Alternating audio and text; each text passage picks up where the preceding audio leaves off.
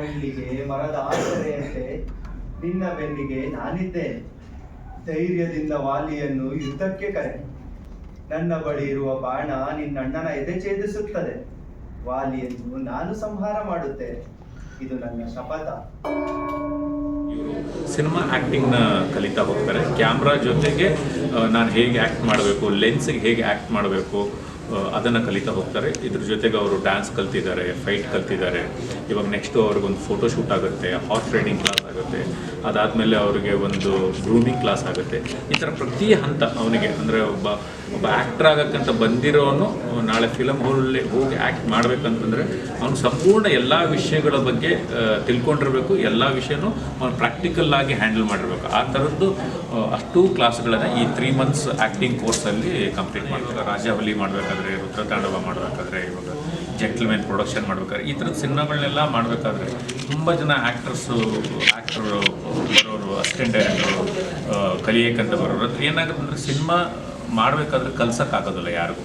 ಕಲಿಯೋಕ್ಕೆ ಅಂತಲೇ ಬೇರೆ ಒಂದು ಪ್ಲೇಸ್ ಅಂತ ಇರುತ್ತೆ. ಅಲ್ಲಿ ಕಲ್ತ್ಬಿಟ್ಟು ಸಿನಿಮಾಗೆ ಬಂದರೆ ತುಂಬ ಅನುಕೂಲಗಳು ಹೆಚ್ಚಿದ್ದಾವೆ. ಯಾಕೆ ಅಂತಂದರೆ ನಾವು ಬೇರೆ ಯಾವುದೇ ಡಿಪಾರ್ಟ್ಮೆಂಟಿಗೆ ಅಂತ ಹೋದರೆ, ಬೇರೆ ಯಾವುದೇ ಕೆಲಸಕ್ಕಂತ ಹೋದರೆ, ಡಾಕ್ಟ್ರ್ ಅಂತ ಹೋಗ್ಬೋದು, ಇಲ್ಲ ಇಂಜಿನಿಯರ್ ಅಂತ ಹೋಗ್ಬೋದು, MBBS ಮಾಡ್ತೀವಿ 4 ವರ್ಷ BE ಓದ್ತೀವಿ.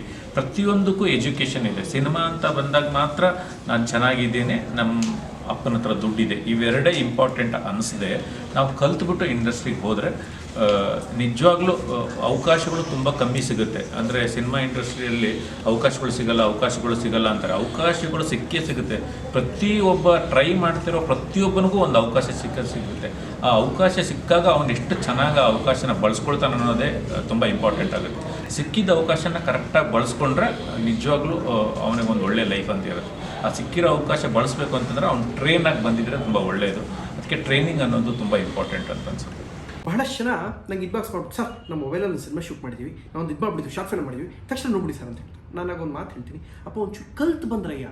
ಸಿನಿಮಾ ಅನ್ನೋದು ಶಾರದೆ ಅದು, ಶ್ರದ್ಧೆ ಅದು, ಎರಡನ್ನೂ ಕಲ್ತು ಬನ್ನಿ ಅಂತ ಹೇಳ್ತೀನಿ. ಅದಕ್ಕೆ ಬಹಳ ನುರಿತವಾದ ಸಂಸ್ಥೆ ನಮ್ಮ ಸೇಮ್ ಟೈಮ್ ಬೆಳೆಯೋದಕ್ಕೆ ಕೆಲವು ಫೌಂಡೇಶನ್ಸ್ ಅಂತ ಇರುತ್ತೆ. ಒಂದು ಬಾಡಿ ಲ್ಯಾಂಗ್ವೇಜು, ಒಂದು ಮ್ಯಾನರಿಸಮ್, ಒಂದು ಸ್ಟೈಲು.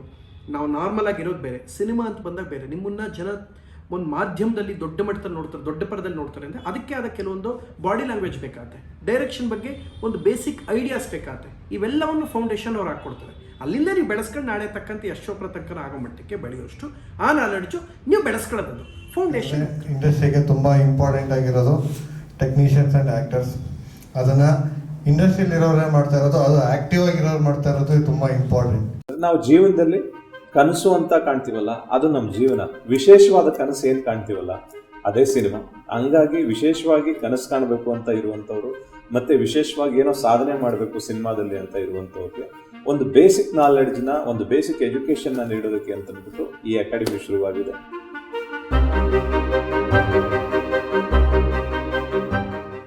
ಬನ್ನಿ ಸಿನಿಮಾ ತಿಳಿಯೋಣ, ಕಲಿಯೋಣ, ಜೊತೆಗೆ ಬೆಳೆಯೋಣ, ಕನ್ನಡ ಸಿನಿಮಾಗಳನ್ನ ಬೆಳೆಯೋಣ.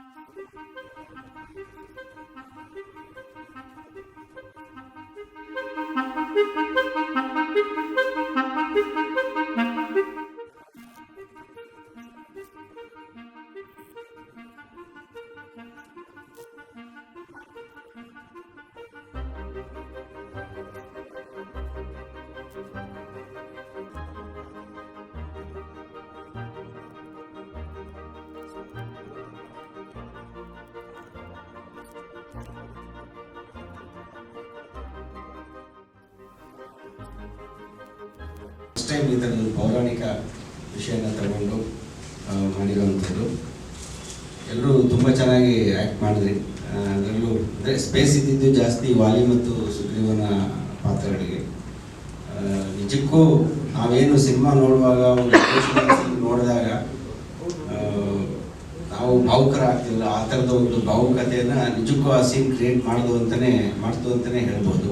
ಕಲ್ತಿರೋರು ಅಲ್ಟಿಮೇಟ್ ಉದ್ದೇಶ, ಲಾಸ್ಟ್ ಉದ್ದೇಶ ಏನಿರುತ್ತೆ ಅಂತ ಸಿನಿಮಾಗೆ ಹೋಗ್ಬೇಕು ಅನ್ನೋದು ಉದ್ದೇಶ ಇರುತ್ತೆ. ಸಿನಿಮಾಗೆ ಹೋಗಬೇಕು ಅಂತ ಅನ್ನೋರು ಸಿನಿಮಾ ಮಾಡಿರೋರ ಜೊತೆಗೆ ಕಲ್ತ್ರೆ ಸಿನಿಮಾಗೆ ಹೋಗೋಕೆ ಅನುಕೂಲ ಅನ್ನೋದು ಒಂದು ಪ್ಲಸ್ ಪಾಯಿಂಟ್ ಸಿನಿಮಾದು. ಇನ್ನೊಂದೇನೆಂದರೆ ನಮ್ಮದೇ ಒಂದು ಓನ್ ಪ್ರೊಡಕ್ಷನ್ ಹೌಸ್ ಇದೆ, ಜಿ ಸಿನಿಮಾಸ್ ಅಂತ. ಅದ್ರ ಮೂಲಕ ನಾವು ಇಲ್ಲಿವರೆಗೂ ಜೆಂಟಲ್ಮೆನ್ನು, ಪೆಂಟಗನ್ನು, ಲವ್ ಯು ರಚ್ಚು ಅಂತ 3-4 ಸಿನಿಮಾಗಳನ್ನ ಮಾಡಿದ್ವಿ. ಪೆಂಟಗನ್ನಲ್ಲಿ ಪರ್ಟಿಕ್ಯುಲರ್ ಆಗಿ ಒಂದು 20-25 ಜನ ನಮ್ಮ ಅಕಾಡೆಮಿ ಹುಡುಗರನ್ನ ಇಟ್ಕೊಂಡು ನಾವು ಅದನ್ನು ಕೋರ್ಸ್ನ ಜೊತೆಗೆ ಒಂದು ಸಿನಿಮಾ ಮಾಡಿದ್ವಿ ಪೆಂಟಗನ್ ಅಂತ. ಆ ಸಿನಿಮಾನು ಥಿಯೇಟ್ರಲ್ಲೇ ರಿಲೀಸ್ ಆಗಿದ್ದು. ಆ ಥರ ಒಂದು ಇನ್ಸ್ಟಿಟ್ಯೂಟ್ ಜೊತೆಗೆ ಒಂದು ಪ್ರೊಡಕ್ಷನ್ ಹೌಸ್ ಇರೋದು ತುಂಬ ದೊಡ್ಡ ಸ್ಟ್ರೆಂತ್ ಅಂತ ಅನಿಸುತ್ತೆ. ಅದು ಫಿಲಮ್ ODC 360 ಅನ್ನೋದು ಒಂದು ಕೋರ್ಸ್ ಅನ್ನೋದ್ರ ಜೊತೆ ಮಾಡ್ತಾಯಿದ್ವಿ. ಆ ಕೋರ್ಸ್ ಏನು ಹೇಗಿರುತ್ತೆ ಅಂತಂದರೆ ಡಿಸೈನ್ ಮಾಡಿರೋದು ಏನಂದರೆ BM ಗಿರಿರಾಜ್ ಜಟ್ಟ ಮೈತ್ರಿ ಮಾಡಿದ್ದ ಡೈರೆಕ್ಟ್ರ್ ಬಂದ್ಬಿಟ್ಟು ಒಂದು ಪ್ರೊಡಕ್ಷನಲ್ಲಿ ಅವರೊಂದು ಫ್ಯೂಚರ್ ಫಿಲ್ಮ್ ಮಾಡ್ತಾಯಿದ್ದಾರೆ. ಈ ಫ್ಯೂಚರ್ ಫಿಲಮ್ ಶುರು ಆಗೋಕ್ಕಿಂತ ಮುಂಚೆ ಒಂದು 15 to 20 ಡೇಸ್ ಒಂದು ವರ್ಕ್ಶಾಪ್ ಮಾಡಿ ಸಿನಿಮಾ ಬಿಗಿನಿಂಗಿಂದ ಎಂಡ್ವರೆಗೂ, ಅಂದರೆ ಒಂದು ಸಿನಿಮಾ ಕಾನ್ಸೆಪ್ಟು ಶುರು ಆದಾಗಲಿಂದ ಸಿನಿಮಾ ರಿಲೀಸ್ ಆಗೋ ಹಂತದವರೆಗೂ ಬರೋಕ್ಕೆ ಏನೇನೆಲ್ಲ ಬೇಕು, ಆ್ಯಕ್ಟರ್ ಇರ್ಬೋದು, ಆ್ಯಕ್ಟರ್ಸ್ಗಿರ್ಬೋದು, ಡೈರೆಕ್ಟರ್ಸ್ಗಿರ್ಬೋದು, ಈ 3 ಹಂತದಲ್ಲಿ ಬರುವಂಥ ಎಲ್ಲರಿಗೂ ಒಂದು ಸಿನಿಮಾ ಕಲಿಸ್ಕೊಡ್ಬೇಕು. ಅದ್ರ ಜೊತೆಗೆ ಕಲಿತು ಸಿನಿಮಾ ಮಾಡಬೇಕು ಅನ್ನೋದು, ಕಲಿತಾ ಸಿನಿಮಾ ಮಾಡುವಂಥ ಒಂದು ಪ್ರಾಯೋಗಿಕ, ಅದಕ್ಕೆ ಫಿಲಮ್ 360 ಅಂತ ಇದ್ದೀವಿ. ಅದರಲ್ಲಿ 15 ಜನ ನಟರನ್ನ ಸೆಲೆಕ್ಟ್ ಮಾಡ್ತಾ ಇದ್ದೀವಿ, ಒಂದು 10 ಜನ ಡೈರೆಕ್ಷನ್ ಟೀಮ್ನ ಸೆಲೆಕ್ಟ್ ಮಾಡ್ತಾ ಇದ್ದೀವಿ, ಒಂದು 5 ಜನ ಎಕ್ಸಿಕ್ಯೂಟಿವ್ ಪ್ರೊಡ್ಯೂಸರ್ಸ್ನ ಸೆಲೆಕ್ಟ್ ಮಾಡ್ತಾ ಇದ್ದೀವಿ. ಈ 30 ಜನರನ್ನ ತಂಡನ ಇಟ್ಕೊಂಡು ನಾವೊಂದು ಫ್ಯೂಚರ್ ಫಿಲಮ್ ಮಾಡ್ತಾ ಇದ್ವಿ. ಅದಕ್ಕೆ ಫಿಲಮ್ ODC 360 ಅಂತ ಹೆಸರಿಟ್ಟಿದ್ದೀವಿ. ಗಿರಿರಾಜ್ ಅವರು ಒಂದು ಅದ್ಭುತವಾದಂಥ ಒಂದು ಕತೆ ಮಾಡಿದ್ದಾರೆ. ಅದರದ್ದು ಸ್ಕ್ರಿಪ್ಟ್ ವರ್ಕ್ಗಳೆಲ್ಲ ಶುರು ಆಗ್ತಾ ಇದ್ದಾವೆ ಇವಾಗ. ಆ ಒಂದು ಸಿನಿಮಾನ ಕಲಿತಾ ಹೋಗಿ ಒಂದು ಸಿನಿಮಾ ಫ್ಯೂಚರ್ ಫಿಲಮ್ ಮಾಡಿ, ಆ ಫ್ಯೂಚರ್ ಫಿಲ್ಮ್ನೇ ನಾವು ಥಿಯೇಟ್ರಲ್ಲೇ ರಿಲೀಸ್ ಮಾಡೋ ಹಂತದಲ್ಲಿ ವರೆಗೂ, ಸಿನಿಮಾ ರಿಲೀಸ್ ಆಗೋವರೆಗೂ ಏನೇನೆಲ್ಲ ಹಂತಗಳು ಬರುತ್ತೆ ಆ ಹಂತಗಳನ್ನು ಕಲಿಸ್ಕೊಂಡು ಮಾಡೋದೇ ಅದು ODC 360 ಅಂತ.